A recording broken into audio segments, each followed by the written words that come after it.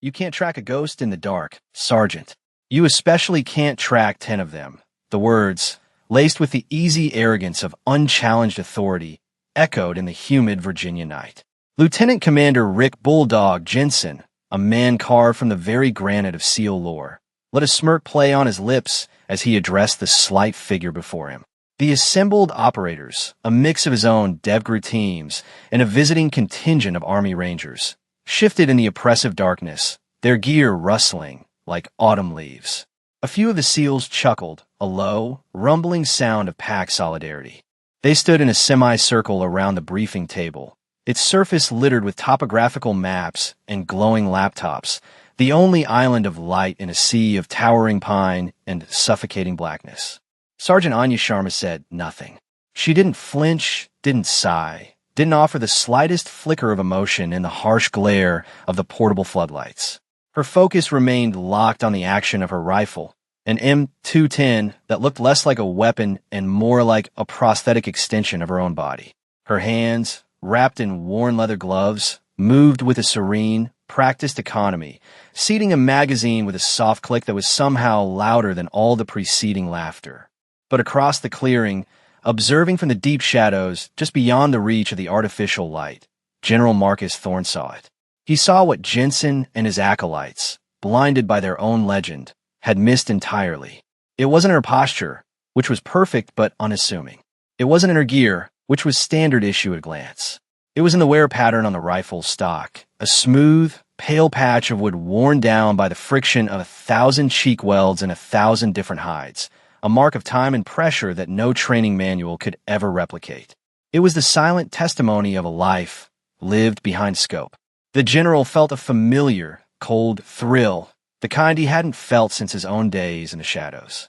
He knew this type of soldier. They were the quiet ones, the ones who didn't speak of their deeds because their deeds were written in classified after-action reports stored in subterranean vaults. Jensen was making a mistake, a colossal error in judgment born of pride, and the general decided, in that instant, to let him make it. Some lessons couldn't be taught. They had to be brutally learned. If you believe true competence doesn't need to announce itself, type silence below. The exercise parameters were simple, and in their simplicity, impossible. 10 two-man SEAL sniper teams, the absolute apex predators of modern warfare, would be given a 30-minute head start to melt into a 50-square-kilometer block of the most unforgiving wilderness east of the Mississippi. They were ghosts, masters of concealment, moving through the tangled undergrowth and murky swamps with the predatory ease of creatures born to the night. Their objective was to remain utterly undetected for 12 hours, then conduct a coordinated, simulated strike on a high-value target at dawn. Sergeant Sharma's objective was singular and absurd: to hunt them. All of them. Alone. She was to move through their hunting ground, find each of the 10 teams, and neutralize them with a short-range laser designator before the sun crested the horizon. In a command tent, a massive, climate-controlled structure humming with a drone of servers and radios, Jensen gestured magnanimously at the massive digital map displaying the exercise area. "They're already gone," he announced to the assembled staff, a mix of officers and analysts. "Vapor. My guys wrote the book on this stuff. They'll find terrain features that aren't even on your satellite imagery. They'll become part of the background radiation." He took a sip of his coffee, his eyes twinkling with condescending amusement as he watched a single blue icon, representing Sharma, begin to move from the start point. "This sergeant, what's her name again? Sharma? She'll be lucky if she doesn't get turned around and walk into a poison ivy patch. This is a lesson in humility for the Army, General," he said, turning to Thorne. "A reminder of why we are Tier 1. General Thorne simply nodded, his gaze fixed on the screen. He said nothing, his silence a stark contrast to Jensen's verbose confidence. He watched the blue icon. It wasn't moving erratically. It wasn't rushing. It was moving with a slow, deliberate rhythm, a patient pulse in the heart of the digital darkness. He watched it for a full 20 minutes, a period during which it covered less than 400 meters, and he recognized the pattern. It was the movement of a listener. The movement of a professional who understood that the first tool of the tracker isn't the eyes, but a profound and total stillness of the self. Out in the woods, The world was a symphony of sensory input that the uninitiated would call chaos. The drip of condensation from pine needles, the scuttling of unseen creatures in the leaf litter, the groan of ancient trees shifting in the faint breeze. For Anya Sharma, this was not chaos, it was language. She moved not through a forest, but through a living library of information. Every bent twig was a word, every disturbed patch of moss a sentence, every lingering scent a paragraph. She paused, kneeling on one knee, her rifle held in a low, ready position. She didn't use night vision goggles, not yet. She was letting her natural senses acclimate, allowing the darkness to become an ally rather than an obstacle. She closed her eyes, tilting her head slightly, tasting the air.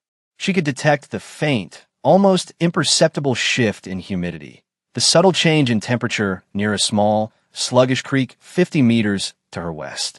It was there, in the subtle olfactory signature of the air, that she found the first clue. It was a ghost of a scent, something artificial and alien in this organic world. The faint metallic tang of high-grade gun oil, specifically the kind used on the SEAL's Mk-13 rifles. It was a scent so faint that a bloodhound might have missed it, but for Sharma, it was a flare in the darkness. It told her they had passed this way, and recently. More importantly, it told her they were confident. Overconfident.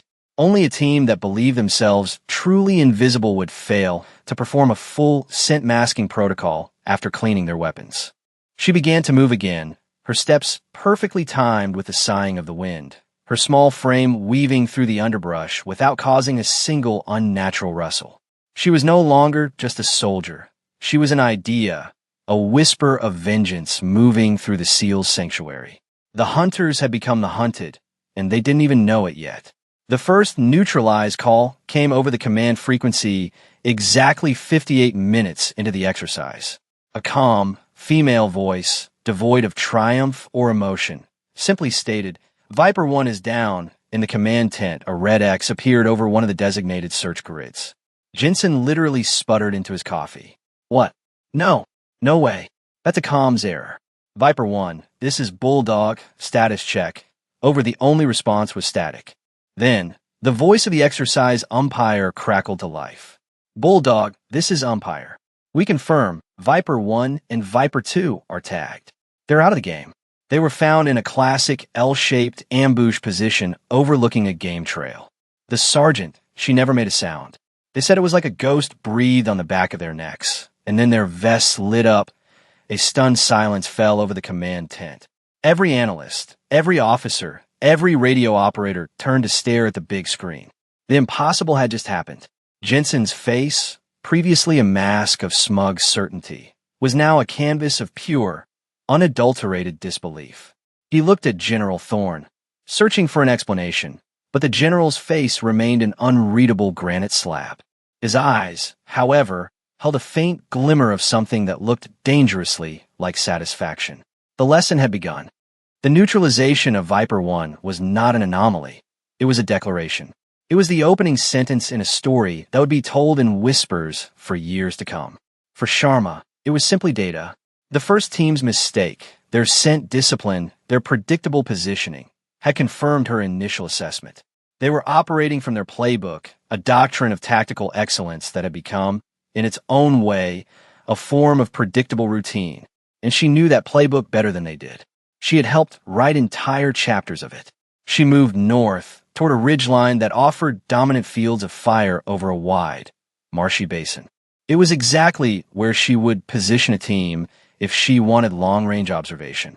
It was a textbook location, so obvious that most trackers would dismiss it, assuming the SEALs were too clever for such a classic hide. But Sharma understood the arrogance of the elite. They wouldn't hide in a suboptimal position just to be clever. They would take the best ground and dare you to find them, confident in their superior field craft. She didn't approach the ridge head-on. That would be suicide. Instead, she entered the swampy basin below, embracing the one environment the SEALs would assume she'd avoid. She moved through waist-deep, brackish water, the cold mud sucking at her boots. The stench of decay was overpowering, masking her own scent perfectly. She used a hollow reed to breathe as she submerged herself completely, moving beneath the stagnant, algae-choked surface. For nearly an hour, the only sign of her existence was a tiny ripple, indistinguishable from the movement of a turtle or a water snake. From this position, looking up at the ridgeline, the world was different. She wasn't looking for a human shape. She was looking for a break in the pattern, an unnaturally straight line in a world of curves, a shadow that didn't move with the wind. And then she saw it. It was a tiny distortion, a shimmer in the air just above a dense cluster of ferns. A heat signature, not from a body. Their ghillie suits were too effective for that. It was the heat signature from the lens of a high-powered spotting scope, warmed by the operator's eye, infinitesimally hotter than the surrounding foliage. It was an error a novice wouldn't have made, but one a seasoned professional, comfortable in his dominance, might overlook for a split second. A split second was all she needed. She rose slowly from the water, a creature of mud and river weed, her M210 looking like a piece of driftwood. She didn't aim. She simply let the rifle settle into a position it already knew. The laser designator pulsed once, a silent, invisible spear of light that crossed the 300 meters of open basin in an instant. In the command tent, the radio crackled again. Viper 3 is down. Before Jensen could even process the words, it came again. Viper 4 is down. The umpire's voice was tight with awe. Bulldog, she got them both. From the middle of the swamp. They never saw her. Their reporting, their thermal optics went blind for a second, and then they were lit.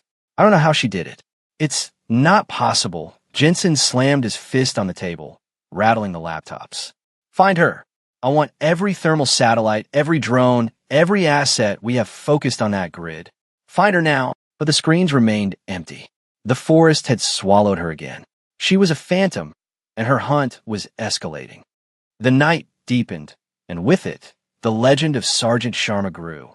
The command tent had transformed from a hub of confident professionalism into a chamber of tense, anxious silence, broken only by the static of the radio and the steady, methodical announcements of neutralized teams.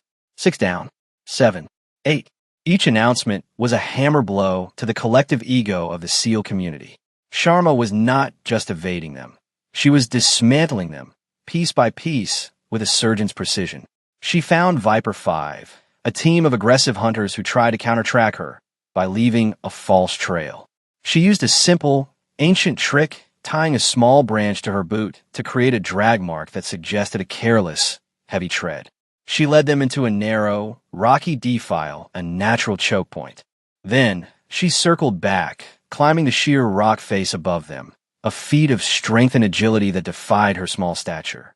From her perch, she watched them follow her false trail into the trap. They moved with tactical precision, covering each other, checking their corners, the absolute picture of competence. But they were looking forward, hunting a ghost that was already behind them. 2 more silent pulses of light, and Viper 5 and 6 were gone. The next team was the hardest. They were the true artists of concealment, buried in a spider hole, a deep, covered position dug into the earth, with only a tiny aperture for observation. They left no tracks, no scent, no sign of their passage. They were one with the terrain. For 2 hours, Sharma circled their suspected position, a small, unassuming meadow. She lay motionless, buried in the leaf litter herself, and simply watched. She wasn't looking for them. She was looking for the life around them. She watched the behavior of the insects, the flight patterns of the nocturnal birds. And she noticed it, a small, circular area in the center of the meadow where the fireflies refused to go. For some reason, their bioluminescent dance stopped at an invisible line. It was an anomaly, a disruption in the natural order. She knew that high-end electronic surveillance equipment, even in a passive state, can emit a minute high-frequency field, imperceptible to humans, but to the delicate sensory organs of an insect, it was a wall of noise. They had gear, and their gear was betraying them. She didn't tag them. That would be too simple. She crawled, inch by painful inch, for an hour, until she was directly on top of their concealed position. She gently slid the barrel of her rifle through the camouflaged netting of their hide, the cold steel coming to rest inches from the sniper's face. She keyed her radio on a private channel. Viper 7, she whispered, her voice a dry rustle in his headset. Blink twice if you understand. In the command tent, they heard the SEAL sniper's choked gasp, followed by a shaky, Viper 7 is down. She's in here with us. The entire room went cold. Jensen stared at the map, his face pale, his arrogance completely shattered and replaced by a raw, terrifying respect. This wasn't a training exercise anymore. It was a masterclass. With only 2 teams left, the sun began to threaten the eastern horizon, painting the edges of the sky in shades of bruised purple and soft gray. The entire command staff was on its feet, crowded around the main screen as if watching the final moments of a championship game. The tension was a physical presence in the room, thick and suffocating. No one spoke. The only sounds were the hum of electronics and the frantic beating of their own hearts. They had thrown every available asset at finding Sharma. Drones with thermal imagers crisscrossed the sky. Sensitive listening posts tried to pinpoint her location, but she had vanished. She had become the ghost Jensen had so mockingly described. She knew they would be looking for her from the air, so she stayed beneath the thickest part of the canopy, a dense grove of ancient hemlocks where the darkness was absolute. It was here she found the 9th target. She didn't find him with her eyes or her ears. She found him with her feet. As she moved, she felt a subtle vibration in the ground through the thin soles of her boots, a deep, rhythmic resonance that was out of sync with the forest. It was the hum of a military-grade battery pack for a communications suite buried underground to muffle its sound. The operator was a lone wolf, a communications specialist tasked with relaying the final strike order. He was dug in deep, confident in his electronic silence. But he had forgotten that sound is not just something you hear, it's something you feel.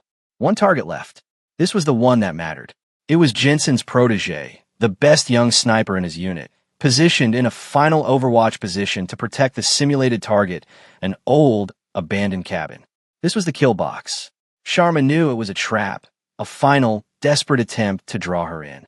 She could have tagged the 9th man and called it a victory. 9 out of 10 against DevGru snipers was not a victory. It was a miracle. It was a legend. But for her, the mission was absolute. 10, not 9. She approached the cabin not from the woods, but from the direction they least expected, the open field in front of it. She crawled on her belly for the last 500 meters, moving so slowly that she appeared to be part of the earth itself. The sun was rising now, casting long shadows. She knew the sniper would be using the sun's glare to his advantage, looking for movement in the dark tree line behind her. He would never expect a threat to emerge from the light. She stopped 200 meters out, lying prone in the wet grass. She could see the hide, a perfect position in the loft of the cabin, concealed behind a broken plank. It was a textbook sniper's nest, and that was its flaw. It was too perfect. She raised her rifle, the first rays of sunlight glinting off the worn stock.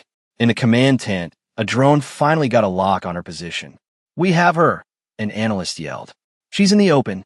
Target is in the open." Jensen grabbed a radio. "Viper 10. Threat is 200 meters to your front, in the open. Engage. Engage." A moment of silence. Then the sniper's voice, strained and filled with disbelief, came over the net. "I can't. I don't have a shot." Jensen was incredulous. "What do you mean you don't have a shot? She's right in front of you." The sniper's voice was filled with a dawning horror. "Sir, her laser is already on me. It has been for the last 5 minutes. I just saw the reflection off my scope. She was waiting for me to move." A final, calm voice cut through the static. "Viper 10 is down," then silence. 10 for 10.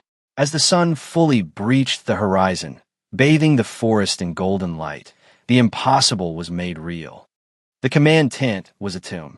The triumphant sunrise outside felt like a mockery of the crushing defeat that had settled within its canvas walls. 10 of the world's most elite sniper teams, the pride of the Navy's special warfare community, had been systematically hunted and dismantled by a single soldier in a single night. There was no precedent for it. It was a tactical impossibility, a statistical absurdity. Lieutenant Commander Jensen stood frozen, his hands braced on the central map table, his head bowed. The swagger was gone, the arrogance stripped away, leaving behind the hollow shell of a man forced to confront the utter inadequacy of his own deeply held beliefs. He had built his world on the foundation of SEAL superiority, and in one night, A quiet sergeant from the army had leveled it. He slowly raised his head and looked at General Thorne. The general's face was impassive, but his eyes were hard. "Give me your file," Thorne said, his voice quiet but carrying the unmistakable weight of command. An aide, a young captain, scurried to a secure terminal, his fingers flying across the keyboard. A moment later, he looked up, his face pale. "Sir, most of it is redacted. Level 5 classification. But I have her unclassified service record," Thorne nodded. "Read it." Aloud, the captain cleared his throat, his voice trembling slightly as he read into the profound silence. "Sergeant Anya Sharma. Enlisted U.S. Army. Basic training, Fort Jackson. Advanced individual training, redacted. Airborne School, Fort Benning. Ranger Assessment and Selection Program, Fort Benning. Assignment, 75th Ranger Regiment." The captain paused, swallowing hard. "Graduate, U.S. Army Sniper School, Top Shot Award. Graduate, Reconnaissance and Surveillance Leaders Course, Honor Graduate. Graduate, High Angle Marksmanship Course, redacted." He took another breath, his eyes wide with disbelief. "Sir, it says here she served a 3-year tour as the lead instructor for the Tier 1 Inter-Service Tracking and Concealment Program. Her primary students were from the Army's Combat Applications Group and Naval Special Warfare Development Group." The last words hung in the air like poison. "DevGru, the SEALs, Jensen's men." A wave of understanding, so powerful it was almost a physical blow, washed over the room. She hadn't just beaten them. She hadn't just used their own tactics against them. She had invented their tactics. She had literally written the book they were failing to follow. The quiet professional wasn't just a master of their craft. She was its architect. She was the ghost in their machine. Just then, the tent flap opened and Sergeant Sharma stepped inside. She was covered in mud, her uniform stained with swamp water and streaked with camouflage paint. Wisps of leaves and twigs clung to her hair. She looked exhausted, but carried herself with an unshakable, quiet dignity. She moved to the edge of the room, expecting to give a quick debrief and be dismissed. She blinked, her eyes adjusting to the bright interior light, seemingly oblivious to the fact that every single person in the tent, from the lowest analyst to the highest officer, was staring at her with an expression of pure, unadulterated awe. General Thorne took a slow step forward. He did not speak. He simply looked at her, his gaze sweeping over the mud-caked soldier, the living embodiment of a principle he had held dear his entire career. Competence is quiet. Then, in a gesture that sent a shockwave through the room, he brought his heels together with a sharp crack and raised his hand in a slow, deliberate salute. A 4-star general, a living legend of the special operations community, saluting a sergeant. It was a violation of every protocol, and at the same time, the most profound expression of respect possible within their warrior culture. It was an acknowledgement that in that moment, in that space, she was the master, and they were all the students. Sharma, caught off guard for the first time all night, blinked once, and then crisply returned the salute. Thorne held it for a long moment, his eyes locking with hers, a silent communication passing between two true professionals who understood the cost of their craft. Finally, he lowered his hand and turned to face the rest of the room, his gaze settling on the shattered figure of LCDR Jensen. "Let this," Thorne began, his voice a low, dangerous rumble, "be a lesson to every single one of you. You assume that strength is loud. You assume that skill wears a certain patch on its shoulder. You assume competence looks like you. You were wrong." He gestured toward Sharma. "This sergeant carries more experience in one footstep than your entire team does in a dozen missions. She has forgotten more about tracking and concealment than you will ever know. You were so busy broadcasting your own legend that you failed to recognize the presence of a real one in." She let the words sink in, the silence in the tent so absolute it felt like a pressure wave. "Respect," he concluded, his voice dropping to a near whisper, "is not a right of your position. It is a debt you pay to competence, wherever you find it." Dismissed, the staff filed out of the tent, their faces a mixture of shame and awe, refusing to make eye contact with Jensen or Sharma. They left the three of them, the general, the humbled commander, and the quiet professional, standing in the silence, the new day's sun casting long, revealing shadows across the floor. The story of Sharma's hunt, did not just spread, it detonated. It moved through the secretive back channels of the Special Operations Command like a digital wildfire.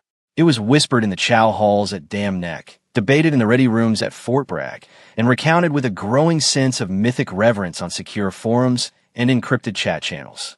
The narrative was too perfect, too potent to be contained. The quiet army sergeant who single-handedly dismantled the best of the best. It became a cautionary tale, a modern military fable. For the SEALs, it was a moment of profound and painful institutional introspection. Their pride, their greatest strength, had been revealed as their most glaring vulnerability. For the Army Rangers and the other units, it was a source of immense, if quiet, satisfaction. It was a vindication for every quiet professional who had ever been overlooked or underestimated in a world that often mistakes volume for value. A week after the exercise, LCDR Jensen was seen standing outside the Rangers' temporary barracks, waiting in a persistent, drizzling rain. He wasn't wearing his rank or his decorations. He was just a man in a simple uniform, stripped of his authority, his face etched with a humility he had never known. When Sharma finally emerged, on her way to the firing range, he didn't try to stop her or demand her attention. He simply fell in a step beside her. For a long time, he said nothing, the only sound the crunch of their boots on the wet gravel. Finally, he spoke, his voice low and devoid of its former booming confidence. "Sergeant," he began, not looking at her. "There are no excuses for my behavior. I was arrogant. I was ignorant. I was wrong." He stopped walking and turned to face her directly, forcing himself to meet her calm, steady gaze. "What you did out there, it changed something. For me, for my men. You held up a mirror, and we didn't like what we saw." He swallowed, the act of apology clearly foreign and difficult for him. "I would be honored," he said, the words coming out in a rush, "if you would teach me. Teach us. Show us what we don't know." Sharma studied him for a long moment. She saw no trace of the arrogant commander from a briefing. She saw a man who had been fundamentally broken and was now trying to rebuild himself on a stronger foundation. She gave a single, small nod. "All right, Commander," she said, her voice even. "We can start. But the first lesson is this. The forest doesn't care what patch you wear. It only responds to what you know. It's about listening, not talking."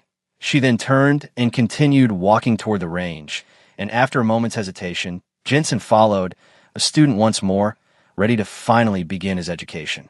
In the months that followed, a quiet transformation began to take place. Sergeant Sharma, at the personal request of General Thorne and with the full backing of SOCOM, was temporarily assigned to the Naval Special Warfare Center.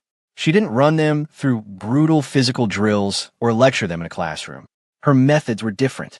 She took them back into the woods, the very same woods where she had hunted them, and she taught them how to see. She taught them to read the language of the earth, to understand the subtle narratives written in broken twigs and displaced stones. She taught them that true concealment wasn't about hiding from the enemy, but about becoming a part of the world so completely that you no longer registered as something separate from it. She taught them silence, not just the absence of noise, but a deep, internal stillness that allowed them to truly observe. The SEALs, humbled and eager, absorbed her lessons like dry ground soaking up a summer rain. Their fieldcraft improved exponentially.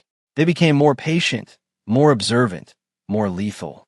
They unlearned the arrogance that had been their blind spot and replaced it with a profound respect for the environment and for the quiet, methodical nature of their craft. The training area itself became a living monument to that night. The operators, first as a joke and then with genuine reverence, started calling the 50-square-kilometer block of wilderness Sharmas with the name stuck. It became a rite of passage for new operators to hear the story of the hunt before their final certification exercise. The laser tag rifle she had used, with its stock worn smooth by time and pressure, was eventually retired. It was mounted inside a simple glass case in the main briefing hall at Dam Neck, a place normally reserved for artifacts from legendary SEAL operations. Beneath it, a small brass plaque was affixed. It didn't list her name or her unit. It bore only 5 words, a perfect summation of the lesson she had taught them all. Silence is the sound of competence. It served as a permanent, humbling reminder that the most dangerous person in a room is rarely the one making the most noise. The greatest strength is not the ability to boast of your power, but the quiet confidence that means you never have to. A year passed. A new class of DevGru candidates, their faces still flush with the invincible confidence of youth, filed into the main briefing hall for their final exercise brief. They were the best of the best, culled from the entirety of the SEAL teams, and they knew it. They carried themselves with a familiar swagger, the easy arrogance of men who believed they were standing at the absolute pinnacle of the warrior pyramid. The briefer who stepped up to the podium was Lieutenant Commander Rick Jensen. He was a different man. The hard edges of his arrogance had been worn away, replaced by a quiet, authoritative calm. He let the young operators settle, his gaze passing over each of them, seeing his own past self reflected in their proud eyes. He let the silence stretch for a moment before he spoke. "Good morning," he began, his voice even and measured. "In a few hours, you will be inserted into a training area to conduct what will be the culminating event of your careers to this point. You believe you're ready. You believe you're the most dangerous men on the planet. You are wrong." A murmur went through the room. This was not the motivational speech they were expecting. Jensen ignored it and pointed to the glass case on the wall, to the simple, worn rifle resting inside. "Before you go out there," he said, his voice dropping with reverence, "I'm going to tell you a story. It's the story of this rifle. It's the story of a night we call the hunt. It's the story of the night a single ghost came into our house and hunted 10 of our best ghosts and won before the sun came up for the next 30 minutes. Jensen recounted the events of that night in painstaking detail. He spared no one, least of all himself. He spoke of his own hubris, of his dismissive words, of the slow, dawning horror in the command tent as his best teams were picked off one by one. He told them not just what Sergeant Sharma had done, but how she had done it, with patience, with humility, and with a knowledge of the natural world that bordered on supernatural. He made them understand that their technology, their strength, and their aggression were meaningless without the fundamental wisdom of quiet competence. When he finished, the room was utterly silent. The cocksure smirks were gone, replaced by expressions of sober reflection. The legend of Sharma's hunt had become institutional doctrine, a foundational lesson in humility passed down from the humble to the hopeful. The story was no longer just about one soldier's incredible skill. It was about a fundamental truth of their profession. Jensen looked out at the faces of his new operators, and he knew they had understood. The lesson had been successfully passed on. The legacy was secure. True legacy, the narrator might reflect, isn't something you build for yourself.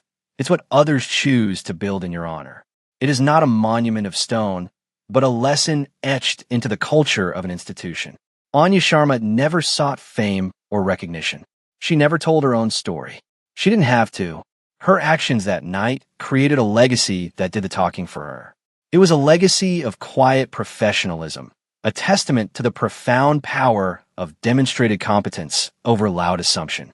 It was a legacy that echoed, not in a single spectacular event, but in the thousands of small, positive changes that rippled out from it, in the improved skill of the operators she trained, in the newfound humility of their leaders, and in the enduring respect for the quiet professionals who form the silent, unshakable bedrock of the world's most elite forces. Her legacy wasn't what she left behind in that forest.